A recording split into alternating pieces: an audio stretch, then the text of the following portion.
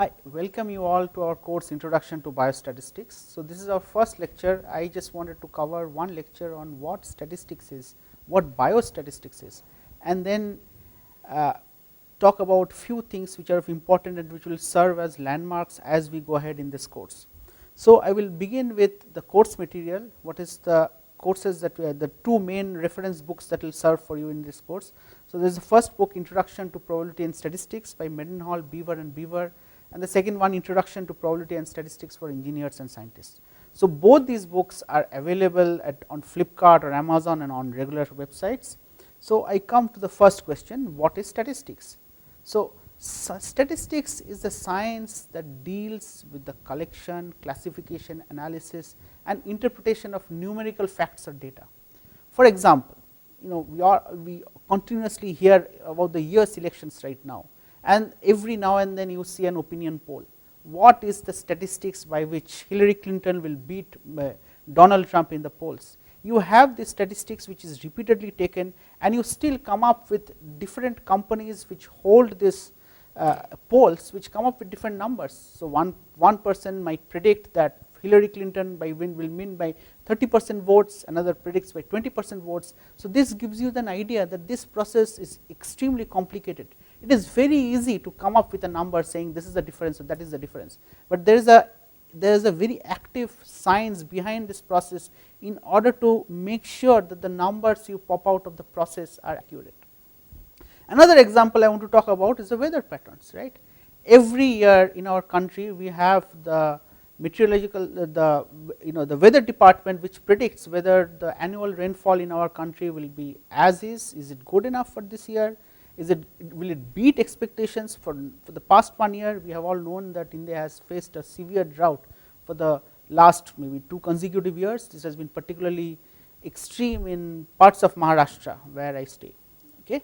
So, in all these cases the prediction which these agencies give are really taken very seriously, even for the government to make a informed decision as to what should be the steps. If the rainfall is adequate, what are the steps to make sure that the water is uniformly distributed? Should there be a water cut in the case that rain is not up to expectations, or if there is excessive rain, should the dams release the water?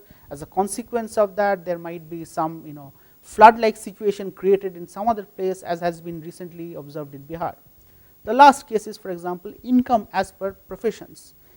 We continuously decide, particularly when we are finish our education in class 12, we ponder as to which trajectory we want to choose. Of course, everyone wants to be an engineer, but the simple reason is we have enough industry positions open, which after our bachelor's we can get access to a job which will secure your future. So, that is of course not true from every profession, but every profession has its challenges. So, for example, if you want to be a singer, then the trajectory you will go ahead in terms of income, initially you will have very minuscule amount of income, but as you become established in your field you will have more and more income. So, what is biostatistics, right? So, biostatistics is nothing but application of statistics for the study of living organisms, for human beings, for animals, or for any biological process for that matter.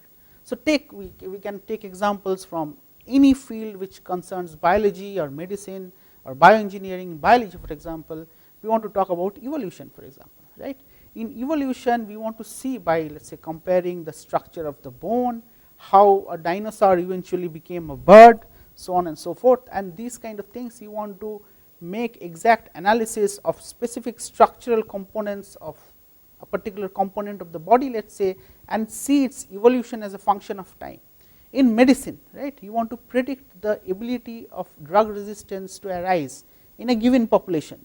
Given that in the past it has become resistant to this particular drugs, what is the chance that they will become resistant to this new drug which is probably this company is thinking of bringing to the market. Last case, for example, is in public health. You have all been aware of the damage that Zika virus is currently producing, right.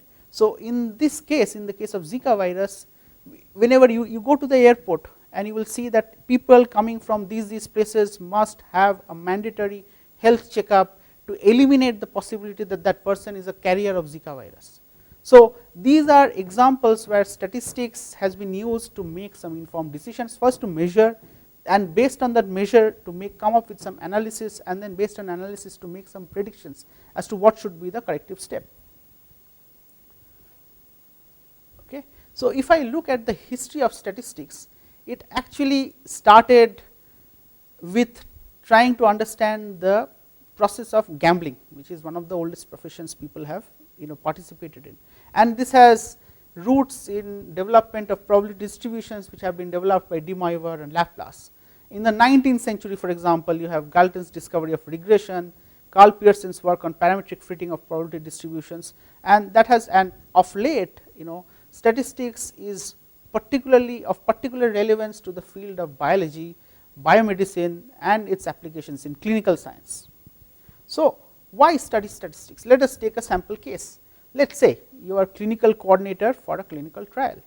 You are enrolling patients at X locations, let us say X is 5 or 6 as the case may be, and you are pondering whether you want to add a new site for that clinical trial, right.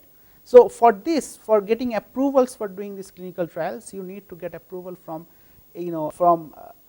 the institutional review board, and one of the members of the IRB asks, okay, you want to add one more location, but what is your stopping protocol? You have no idea, right? What is the stopping protocol? Well, stopping protocol is those set of rules which enable you to either declare your clinical trial a success at an earlier time, or to preempt the clinical trial if you already have some negative data coming, because you collect data in a continuous manner. So, you have thresholds at various stages of data collection which enables you to label the clinical trial a success at an earlier time point, or to label it a failure. So, you want to minimize your losses, and so on and so forth. Another example, let us say, of biostatistics is measuring cell motility, right. So, inside our body, cells are not sitting steady in our position, right. There, many of the cells are continuously moving. Take the case of immune cells. They are continuously moving and scavenging for foreign particles which have come inside our body. We want the immune cells want to preempt it. So, the cells want to be able to move all over the place. Now, let us say in the case of cancer, or as the disease may be, you want to come up with a drug which inhibits this motion, right. Cancer is a disease in which certain cells which are supposed to be in a certain organ, they start migrating, they start proliferating, that means they start dividing, and then at some point of time they actually start invading the entire body. They eventually reach secondary tissues and stop their function, leading to death, right. So, a significant amount of effort by scientists is in trying to find out drugs which target cell motility, or the ability of the cell to move. So, you want to quantitatively assess whether this drug or drugs that you have currently developed in your lab, whether they work, whether they inhibit cell motility, right. So, and in your lab you have this experimental assay in which you can have single cells which move, right, which move randomly in your under the microscope. You are acquiring these movies, and the question here is, right. So, you want to understand the role of a specific protein or the effect of the drug, as the case may be, and so as a process you want to measure the cell motility and see whether it has an effect or not an effect, right. So, you want to essentially measure the cell movement. So, the question is, how should we acquire the movie when the cells are moving? Let us say a cell is jiggling in one place, right, it is not moving. So, over the let us say within 5 seconds the cell is pretty much static in one position, but over 5 minutes it is actually moving by a distance equivalent to its own length.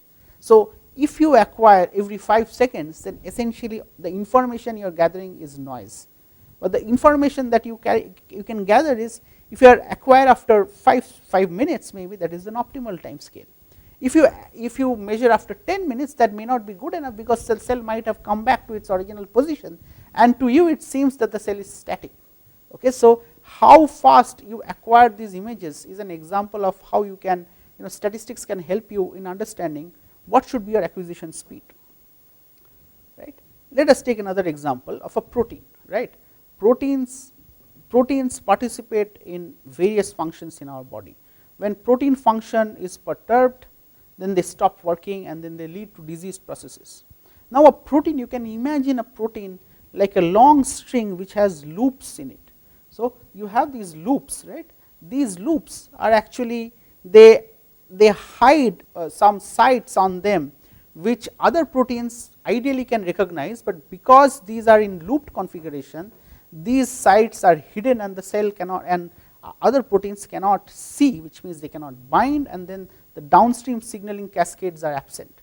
Under the conditions, you want to understand what is the statistics of protein folding, how much force do I need to exert for a particular domain of a protein to unfold. For that, what you can do is you can use techniques like atomic force microscopy to pull on the protein, and what you will measure essentially is the force which is required to open up a given domain. Now, the question here is, so this force is not going to be a constant, it will give you a distribution, which means, let us say for one particular experiment for a given domain of a protein, you get a value of 10 piconewtons. In the next realization of the experiment, you get a value of 12 piconewtons. The next one you might have a value of 8 piconewtons. So, it is, so there are small differences in this, but if you take it enough number of times, if you acquire enough number of data, then what you probably will get is something called a Gaussian distribution or a normal distribution. And the peak of that Gaussian distribution, you can say, is the force required to unfold that particular domain. One last example, okay, of an example of how biostatistics can be relevant.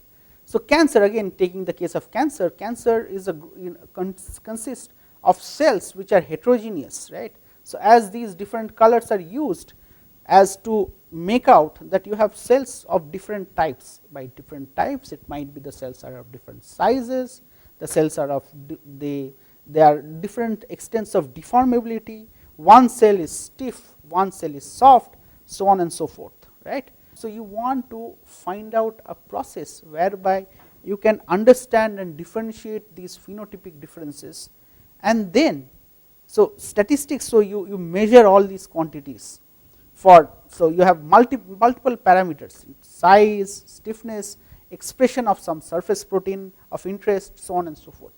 And then given for each cell type within the subpopulation, you get its phenotypic characterization.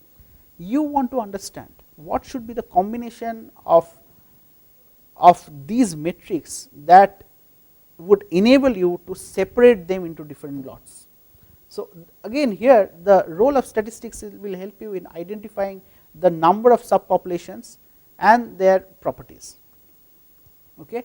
So, what are the types of studies which fall under statistics? What kind of, how do statisticians acquire data? For example, one of the most common is surveys or cross-sectional studies. So, the important point about surveys is they want to collect information pertaining to the population which is right now, right here, right now. So, for example, a particular company, let us say Airtel, might want to know what is the patterns of texting in college campuses by students, right. How many number of text messages do students on an average send, so that they can accordingly decide how many free SMSs can Airtel offer versus after how many times do they charge. So, if they overcharge, then essentially eventually the student population will go ahead and sign up for some other company. So, you want to retain your consumer base, yet maximize your profits. So, survey is a critical example of how this might help. Another case is a retrospective study. So, retrospective study means you have a population of people who might have been exposed to something. Let us say yesterday I went to a restaurant, particular restaurant, I had my food, and today there is a food allergy or outbreak of food poisoning. So, there is this investigative agency, they want to know whether is it because of one particular food that we have consumed, because of which this food poisoning is occurring, or is it a random event. In that case, they would want to you want to sample people who have visited that particular restaurant on that given day and compare with other people of similar demographic background but who have not gone to that restaurant. So, this is an example of a retrospective study. Another thing can be a prospective study. So, in prospective studies, these are studies associated to see, for example, in college campuses, as when the student population starts smoking, and you want to at what point of or how long of smokers will eventually lead to a chronic disease like a lung cancer or anything, but which have long latency period. So, the disease does not manifest itself in 10 days or 20 days, but we are talking about years, maybe 10 years or 15 years. So, statisticians would preferably like to track certain people over time to see how they have, what is their incidence of lung cancer, or what is their current state as when they started smoking to that current state. And of course, the final sample very often used particularly for biostatisticians is clinical trials, right. So, clinical trials are performed. So, after you have proved that a drug works in the lab, before we humans start taking that medicine, it has to be proven two things. One, that if I consume that particular medicine, I am not going to die.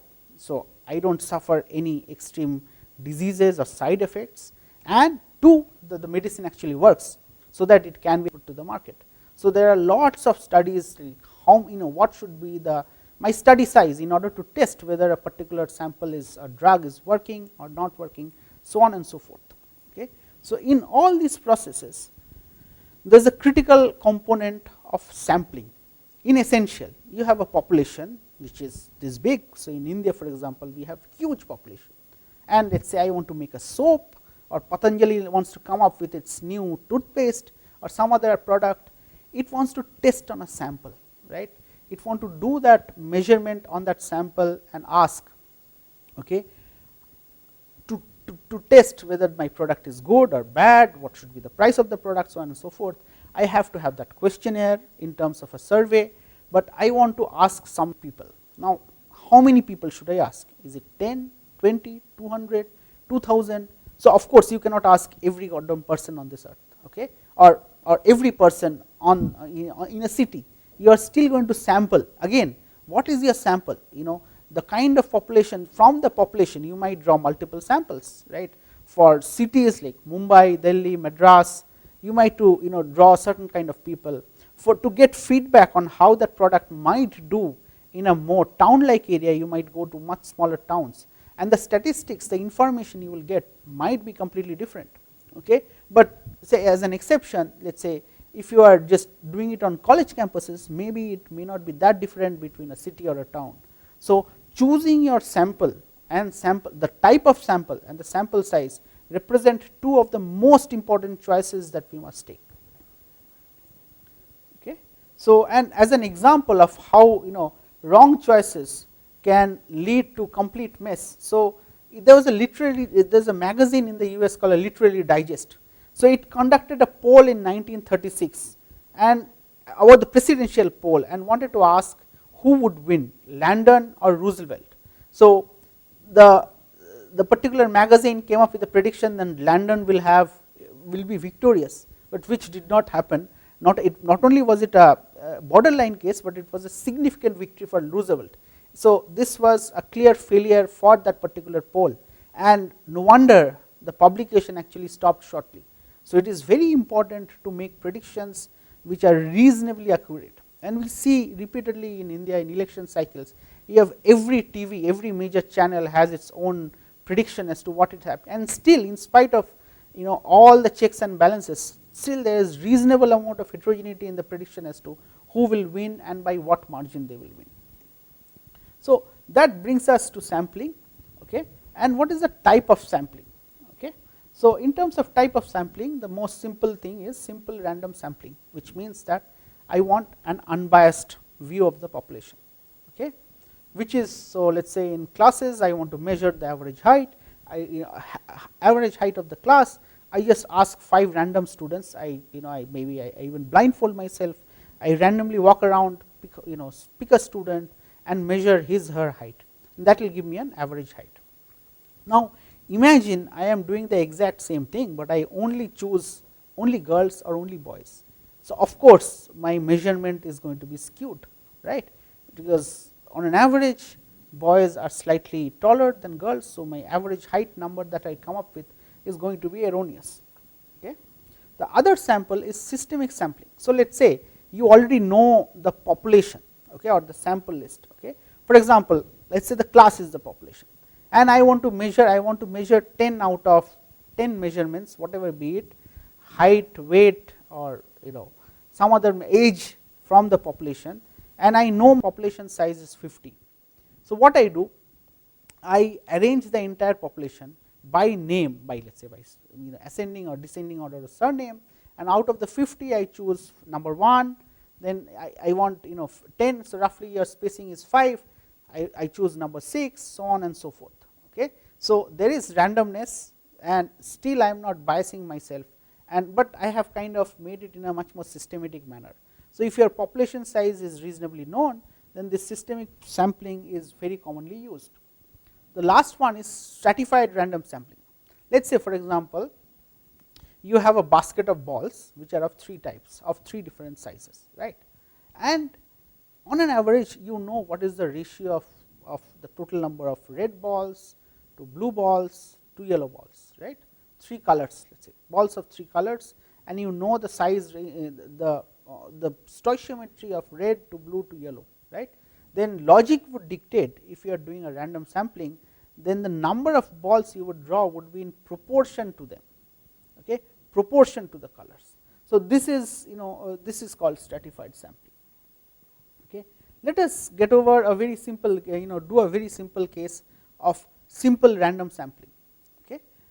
So, let us say you have 6 patients, right, and I want, and let us say we name the patients A, B, C, D, E, F, and we want to pick 4 of the 6 patients. Okay. I want to pick 4 of 6 patients. So, what do I do?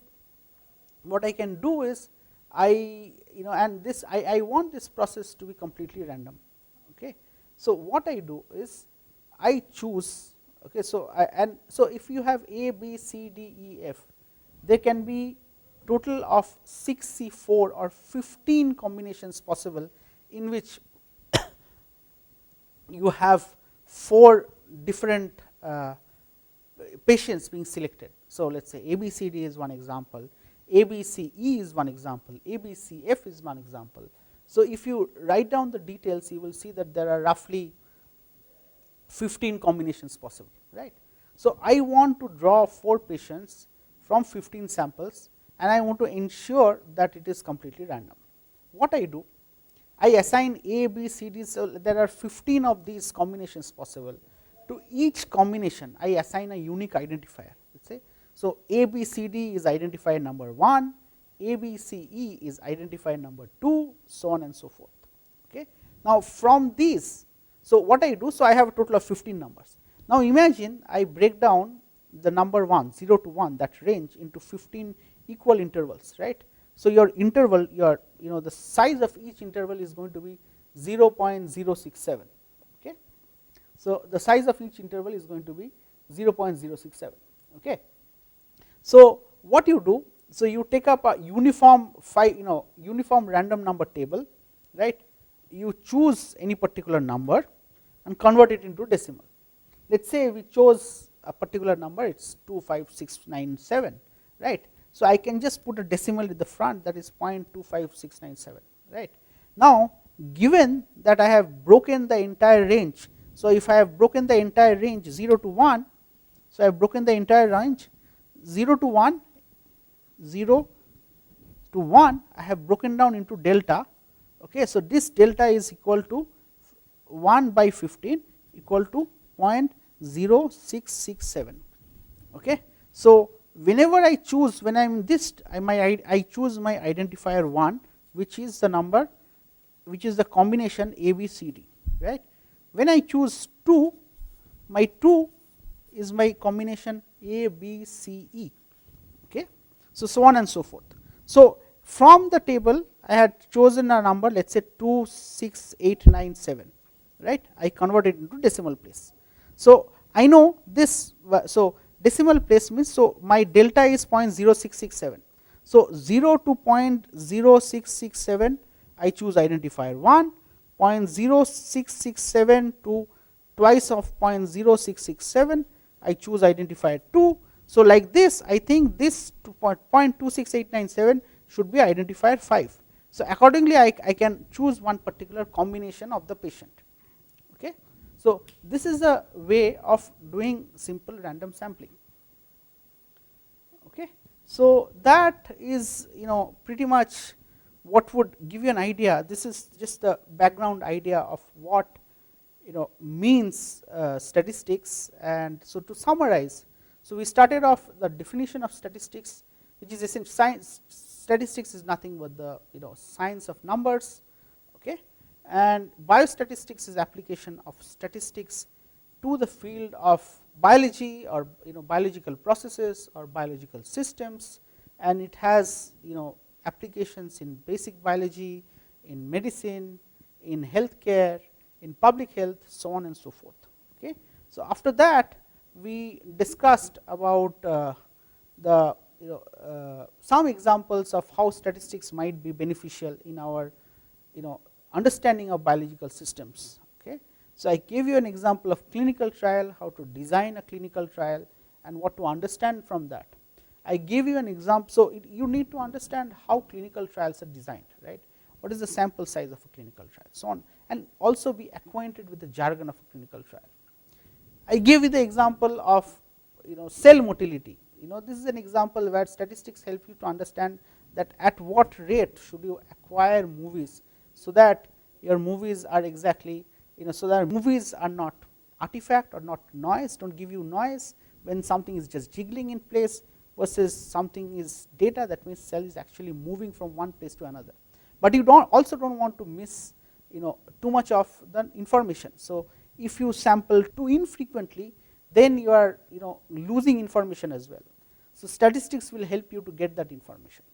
We discussed the case of protein folding, protein unfolding, and how force can be used to open it, and you can measure what is the average stability of a domain by doing experiments, pooling the data, generating a distribution, okay, and getting to understand what this means. Okay. And last, talked about how you collect these samples. So, in terms of sampling techniques, random sampling or bias sampling, and you want to do it retrospectively as a survey, so on and so forth. So, this is just our first lecture. So, from our next lecture we will start talking about how to measure numbers from an experiment, from the raw data. How do you go about generating a plot? That is very important, and how to represent that plot, so that the common man or someone in the audience, be it scientific, non-scientific, they can understand how to what is the gist of the data. You cannot just show the entire raw data, but the useful metrics from that raw data. So, first step of that is actually to plot and convey what it is. Okay. With that, I thank you for the first lecture. I will also upload few MCQs, so you can get an idea of what we discussed and get to refreshen your memories of this class. Thank you.